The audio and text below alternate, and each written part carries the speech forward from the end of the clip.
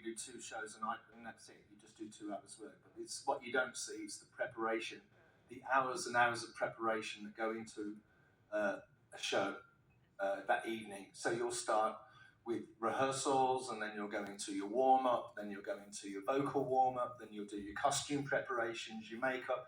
So it's not just 1 hour. It could be like a 4 or 5 hour preparation each one of us goes through in order to perform that evening. It is quite a process. Now, you guys spend a lot of time keeping healthy and staying fit, but if someone is sick or does get injured, what happens in that process? Does the show get canceled and we just have to, close the show? No. We go into a reblock process. So depending on when we've been notified if someone's ill, myself and Olivia, we look at the reblock, see what visually we can kind of change to make sure that it visually looks great for the audience.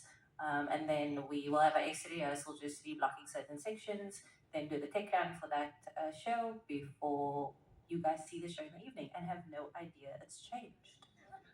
It's seamless, it really is. And I've just got 2 more questions for you folks here on stage, and then if you have questions out of the audience, just raise your hands. We've got Prince here and Dante from our production team will bring a microphone around if you have any questions.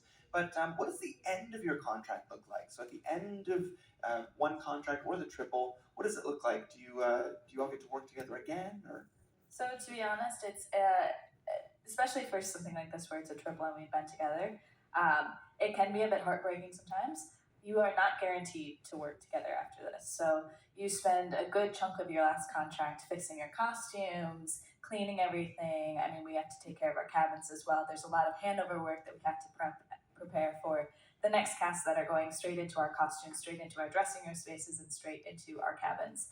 And then after that, you separate, most of the time at least. We put together, or we're usually sent a form of the next ships that are coming through, and we can make our requests about where we're going next. It's not guaranteed, but if you want a longer break, or if you want to go straight back to work, or if there's certain itineraries that you could prefer, we usually do our top 3. Again, doesn't guarantee anything, but our casting director will then look at everyone who's just got off ships and everyone that he's seen in auditions and put together a new cast for the next ships going out. And you never know if you're going to work together or not. I mean, I've been really lucky. I ended up my entire career on Princess. I had been with Olivia, Peyton, and one of our singers, Crystal.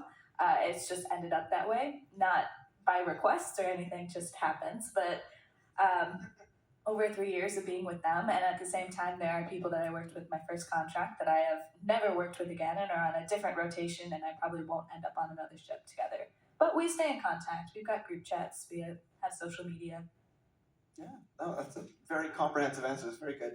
My final question for you, I know we have some aspiring singers and dancers out there in the audience. So do any of you have some advice for someone that wants to follow in your footsteps, maybe become a vocalist or a dancer on board?